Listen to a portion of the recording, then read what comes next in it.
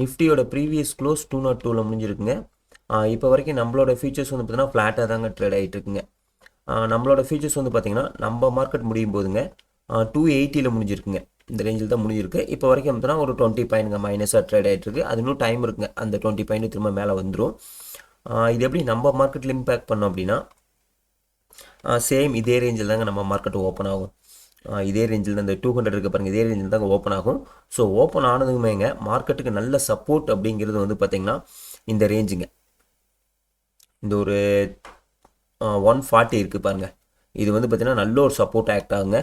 So இந்த level already வந்து பார்த்தீங்கன்னா 150 வரைக்கும் வந்திருக்கு. ஸோ இந்த 140 நல்ல ஒரு சப்போர்ட் ஆக்ட் ஆகும். நெக்ஸ்ட்டு வந்து பார்த்திங்கன்னா ரெசிஸ்டன்ஸ் அப்படிங்கிறது இதுக்கு வந்து பார்த்திங்கன்னா இப்போ வரைக்கும் அதே தாங்க, நம்ம ப்ரீவியஸாக சொன்னோம்லங்க, இந்த டாப்பு தான் இனிமேல் மார்க்கெட்டுக்கு ரெசிஸ்டன்ஸை பொறுத்த வரைக்குங்க உங்களுக்கு வந்து பார்த்தீங்கன்னா இந்த டாப்பு தாங்க ரெசிஸ்டன்ஸாக இருக்கும்.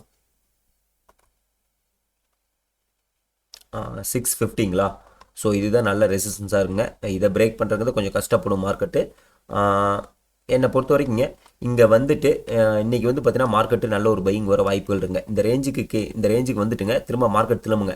அப்படி திரும்புறப்ப எல்லாருமே அப் சைடில் ஃபோக்கஸ் பண்ணுங்கள். இந்த இடத்துல ஷார்ட் டூரேஷனில் செல் சைடில் போயிடாதீங்க. மார்க்கெட் இதெல்லாம் பிரேக் பண்ணி கீழே போகாதுங்க. அப்படியே ஏதாச்சும் போனாலும் சின்ன ஒரு ஸ்பைக் மாதிரி போயிட்டுங்க, ஒரு 100 வரைக்கும் போயிட்டு திரும்ப உடனே ரெக்கவரி ஆயிரும். அதனால் யாரும் டவுன் சைடில் போய் மாட்டிக்காதீங்க. மார்க்கெட் எங்கேயும் திரும்பிச்சுன்னா அப் சைடில் ஃபோக்கஸ் பண்ணுங்கள். ஸோ நிஃப்டியை பொறுத்த வரைக்கும் என்னோடய வியூ தாங்க. நெக்ஸ்ட் வந்து பார்த்தீங்கன்னா பேங்க் நிஃப்டிங்க. பேங்க் நிஃப்டியை பொறுத்த வரைக்குங்க நம்மளோட ரெசிஸ்டன்ஸ் வந்து பார்த்தீங்கன்னா இது டாப் தான், ஆல்ரெடி சொன்னது தாங்க. இந்த லெவல் இருக்க பாருங்கள் 5600ங்க. இந்த லெவல் பார்த்தீங்கன்னா நல்ல ஒரு ரெசிஸ்டன்ஸாக இருக்குங்க. சப்போர்ட்டை பொறுத்த வரைக்குங்க இதுக்கு வந்து பார்த்தீங்கன்னா இதே தான், அந்த 55க்கு கீழேங்க.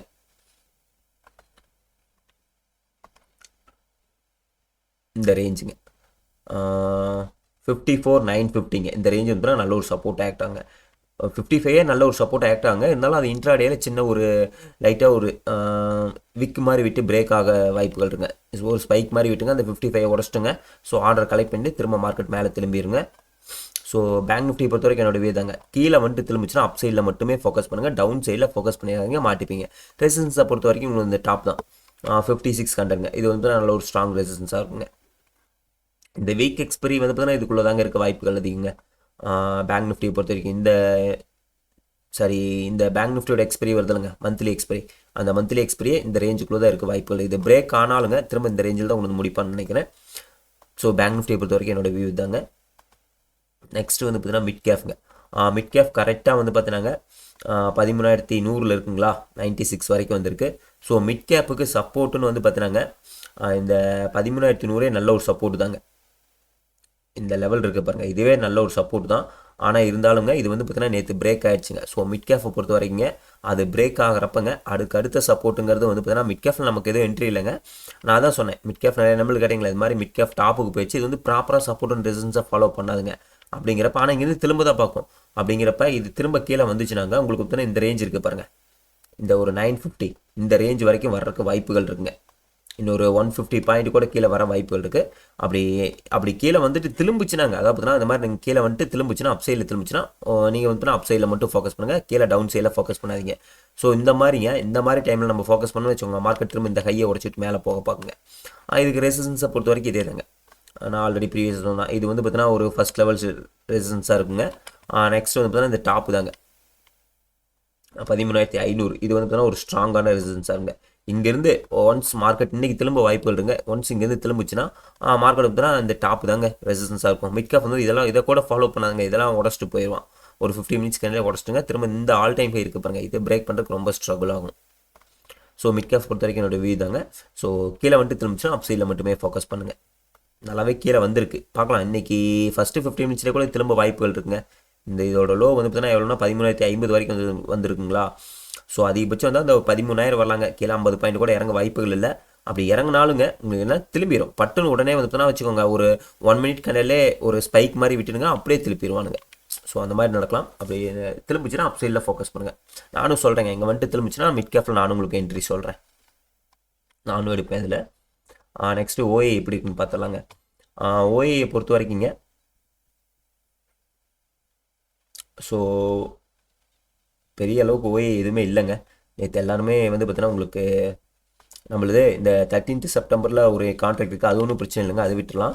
இன்றைக்கி 23 இன்றைக்கி இதில் வந்து பார்த்தீங்கன்னா உங்களுக்கு வந்து 25 300 இருக்குது பாருங்கள். 300 மட்டும்தான் ஓரளவுக்கு ஓஐ வந்து பார்த்தீங்கன்னா இருக்கானுங்க, அதை பார்த்தீங்கன்னா கால் ரைடர்ஸ் இருக்கானுங்க. மற்றபடிக்கு 200 சப்போர்ட்டுக்கு இருக்கானுங்க பாருங்கள். புட் ரைடர்ஸ் இருக்கானுங்க. இன்றைக்கி எப்படியும் 200 இல்லைனா 200 பிலோ தான் ஓப்பனிங் வரும்னு நினைக்கிறேங்க. அப்படி ஓப்பன் ஆச்சுன்னு வச்சுக்கோங்க, ஓப்பன் ஆனமே இமீடியட் சப்போர்ட் வந்து பார்த்தீங்கன்னா 150 to 140 இந்த ரேஞ்சு தான் நல்ல ஒரு சப்போர்ட்டாக இருக்குங்க. இமீடியட்டாக மார்க்கெட் ரெக்கவரி ஆச்சுன்னு வச்சுக்கோங்க, 200 இன்னும் நல்லா ஸ்ட்ராங்காக பில்ட் ஆக ஆரம்பிச்சிருவானுங்க. அதுக்கப்புறம் வந்து பார்த்தீங்கன்னா 300 இங்கே பில்ட் ஆகிருக்குங்க. ஸோ இன்றைக்கி என்னை பொறுத்த வரைக்கும் 200க்கு மேலே தாங்க, 200 to 300 இந்த ரேஞ்சில் தான் மார்க்கெட் முடிய வாய்ப்புகள் இருக்குங்க. ஸோ பார்க்கலாங்க. நம்ம வந்து பார்த்தீங்கன்னா இந்த 2 ப்ரீமியம் எடுத்துருங்க. 25 500 வந்து பார்த்தீங்கன்னா 210 ரூபாய்க்கு எடுத்திருக்கோம். 25 300ங்க இந்த வீக் எக்ஸ்பெரி வந்து 100 ரூபிக்கு எடுத்துருக்கோம், சாரி 50 ரூபிக்கு எடுத்துருக்கோமா. எல்லாமே மேலே தாங்க இருக்குது. மார்க்கெட் ஓப்பனிங்கை பார்த்துக்கிட்டுங்க நம்ம அதை ஆவரேஜ் பண்ணிக்கலாங்க. ஸோ ஹையில் வச்சுங்க, இதை வந்து இது ரெண்டுமே ஆவரேஜ் பண்ணிங்க, காஸ்ட் டு காஸ்ட் வந்து எக்ஸிட் ஆகிடலாங்க. எக்ஸிட் ஆகிட்டுங்க திரும்ப இந்த 25 200 பாருங்கள். இந்த மாதிரி இது ஏதாச்சும் பக்கத்தில் இருக்கிற மார்க்கெட்டோட கண்டிஷன் பார்த்துட்டு நம்ம அந்த மாதிரி இது செல் பண்ணிக்கலாம், ஒன்றும் பிரச்சனை இல்லைங்க. இது வந்து எத்தனை பாயிண்ட் இருக்குன்னா ஒரு எவ்வளோங்க 210 செல் பண்ணுமா, ஒரு 60 பாயிண்ட் இது நெகட்டிவ் இருக்கா. இது வந்து பார்த்தீங்கன்னா ஒரு 40 பாயிண்ட் நெகட்டிவ் இருக்குங்க. இது வந்து 100க்கு மேலே தாங்க ஆவரேஜ் பண்ணணும். இதுவும் வந்து பார்த்தீங்கன்னா 300க்கு மேலே தாங்க ஆவரேஜ் பண்ணணும். ஆவரேஜ் பண்ணிட்டுங்க நம்ம காஸ்ட் டு காஸ்ட் வர்றப்போ நம்ம எக்ஸிட் ஆகிக்கலாம். ஓகே நண்பர்களே, லைவுக்கு வர்றேங்க. லைவில் எப்படி ஓப்பன் பண்ணுறான்னு பார்த்துக்கிட்டுங்க, அதுக்கு தகுந்த மாதிரி நம்ம என்ட்ரி எடுத்துக்கலாங்க. தேங்க்யூ.